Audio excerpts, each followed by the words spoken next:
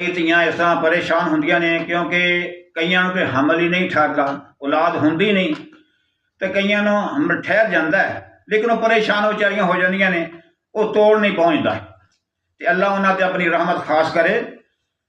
गेरू, कचूर, मलट्ठी, संदल सफेद ते संदल सुरख, ये सारिया चीज़ों हम वजन लैके ना ते बरीक कर लेना है, पाउडर कर लेना वा।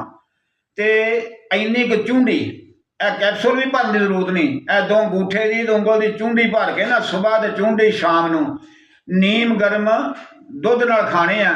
खाली पेट खाधा जाए तो ज़्यादा बेहतर वा, जे खाली पेट ना सको तो खाने तो बाद भी खा सकते जे, लेकिन यदी मुद्दत जी है ना कम तो कम 1 साल, यानी खाली कुख तो खानी शुरू कर देनी आ ते बच्चे की पैदाइश तक खाई जाना है, तो अल्लाह अपनी रहमत खास कर देगा इंशाअल्लाह।